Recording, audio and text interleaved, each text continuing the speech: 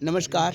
आज मैं सर्दी के मौसम में आप लोगों का परिचय करा रहा हूँ। राजस्थान से आए हुए बहुत अच्छे इंसान हैं और बहुत दिल के साफ हैं। आज मैं इनसे आप लोगों के इनके जीवन की दिनचर्या के बारे में पूछूंगा, कैसा इनका जीवन रहता है और राजस्थान से हरियाणा आने जाने में कौन कौन से आपको मतलब किस कठिनाइयों से आपको सामना करना पड़ता है, बताइए। भाई साहब हमारे कैसे भी करके कहने पेट गुजारे के लिए करते हैं। कहने राजस्थान से कहने हरियाणा हमको बढ़िया लगता है भाई साहब। राजस्थान से जब हरियाणा आप आते हैं, कौन से आपको हरियाणा के सबसे कठिन सफ़र होता है? कौन से जब शहर से गुजर रहे होते हैं या गांव से गुजरते हैं, सबसे कठिन क्या मानते हैं आप?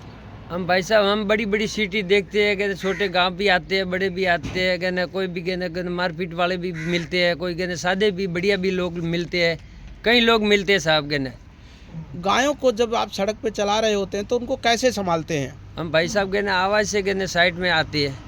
क्या आप कभी यात्रा के दौरान गायों को बीमार या थका हुआ पाया है और ऐसे में आप उनका इलाज कैसे करते हैं? हम भाई साहब कोई कहने के अंदर कोई देसी दवाई देते हैं, कोई डॉक्टर को भी कहने सपोर्ट करते हैं भाई साहब। कोई भी कहने आप भाई संबंधियों को भी कहने हाथों जोड़ी करके कहने उसका पेट गुजारा करते हैं भाई। क्या गायों को नई जगह ले जाने पर किसी खास तरीके का तैयार करते हैं? जैसे आप एक स्थान से दूसरे स्थान पे जाते हैं, उससे पहले क्या खेतों में नई जगह का तलाश करते हैं? हाँ भाई साहब करते हैं ना। आगे कहने एक बंदा जाता है, कहने को ढूंढ के कहने देख लेता है, कोई चारा पानी का कहने व्यवस्था कर लेता है। गायों को इस यात्रा के दौरान पानी और भोजन का इंतजाम कैसे करते हैं आप लोग? हम भाई साहब हाथ से बनाते हैं, कहने सब सामान कहने साथ में रखते हैं भाई। और भाई संबंधी से भी संपर्क कोई पे करते हैं भाई, कहने कोई लच्छी हो तो दे देना। अगला क्वेश्चन हम आपसे ये कर रहे हैं, गायों के नस्लों के बारे में और देखभाल के बारे में। क्या हरियाणा और राजस्थान गायों में नस्लों में अंतर होता है कोई? हाँ भाई साहब इधर कहने वो कहने हमारे राजस्थान की गावड़ी चलती भी ज़्यादा, ये यहाँ की गावड़ी कम चलती है। और हम कहने चारा पानी इधर थोड़ा ज़्यादा मिलता है, तो भाई साहब के पशु भी ठीक रहता है। क्या आपने कभी किसी गाय को जुड़ी कोई दिलचस्प, जैसे कोई गाय होती है वो आप लोगों को दिल से चाहने लगती है और आप लोग जैसे ही आवाज़ लगाते हैं या कोई अन्य व्यक्ति आप लोगों के पास आता है तो वो कैसे गाय आप लोगों के पास आती है? तो आवाज़ लगाते भाई साहब भाग के आती है।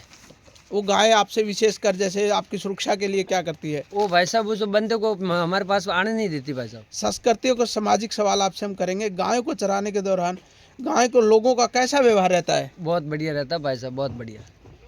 क्या हरियाणा में किसी जिले के क्षेत्र गायों के प्रति अधिक समान आस्था मिली आपको? नहीं भाई साहब बहुत शांत एरिया है। नहीं, हरियाणा के अंदर जब आते हैं कोई ऐसा कोई खास जिला जहाँ पर आपको ज़्यादा मान सम्मान मिलता हो? मिलता है भाई साहब गने गने या अपने इस एरिया में गने हिसार जिले में? हाँ हिसार जिले में भाई साहब गने हम सुख शांति से बाड़ी मिलती है भाई साहब। कोई भी बंदा कह देता है भाई उस जगह बाड़ी खाली है, तो गने गायों के लिए भाई साहब बहुत भले लोग हैं।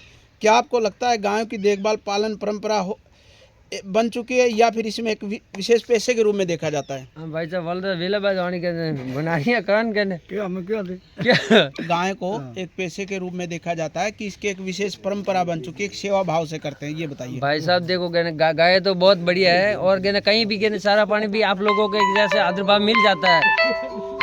गायों के बारे में आपका कोई व्यक्तिगत विशेष आस्थाएं हैं? गायों के बारे में आपका व्यक्तिगत विश्वास या आस्थाएं हैं जैसे कि हमारी भावनाएं समझ सकती हैं? हाँ भाई साहब कहने आस्था विश्वास गायों के प्रति। हाँ उसके ऊपर ये विश्वास भाई साहब, और कहने आप लोगों के ऊपर विश्वास है। हमारा कहना आसरा आपका और कहने गायों का ही आसरा है। गायों के पर्यावरण से जुड़े भी कुछ आपसे सवाल मैं करना चाहूँगा। गायों के लिए ठंडे मौसम और गर्मी में चराने का तरीका क्या होता है? बाबा आप बताओ, गायों को ठंडे में चराने का क्या तरीका होता है और गर्मी में चराने का क्या तरीका होता है? गर्मी में खुले में हंसती है और जाड़े में है ना भाई साहब जाड़ा बहुत लगता है, गिरते हैं लोग, जाड़ा बहुत लगता है। कहने ठंडी के हिसाब से भाई साहब कहने हमारे कोई भी चार दीवारी घेर देखना पड़ता है और धुंध में चले जाए तो कोई किसी का नुकसान भी हो जाता है भाई साहब। इस हिसाब से चार दीवारी घेर देखते हैं भाई साहब। ये देखिए हमारे राजू भाई थे जुड़े साथ में। ये देखिए ये गाय दिखा रहा हूँ मैं आपको पीछे, जो इनके एक बार कहने से पूरी आवाज़ से तुरंत इनके पास आ जाती है। अब कुछ खाना बना रहे हैं, मैं इनसे भी आपका परिचय कराऊंगा। हाँ ये देखिए, क्या नाम है आपका? क्या नाम? मोनाराम नाम है। अच्छा, खाने की व्यवस्था आप लोग कैसे करते हैं? आज से करते हैं। नहीं, खाने में सबसे अच्छा भोजन आपको क्या लगता है?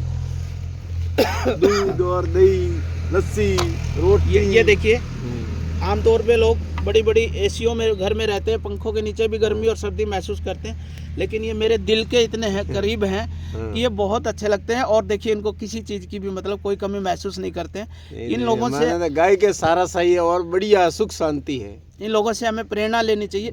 कई आदमी घरों में रह के ये कहते हैं हमें ये सुविधा नहीं मिली, लेकिन अगर हम इन लोगों को देखें तो इन लोगों के पास सुख सुविधा, अपने मन को खुश करने से बड़ी कोई सुख सुविधा नहीं है जो ये लोग रखते हैं। ये देखिए सर्दी के मौसम में रजाई का भी पालन बहुत कम करते हैं, जहाँ इनको जगह मिल जाती है रुकने की वहाँ रुक जाते हैं।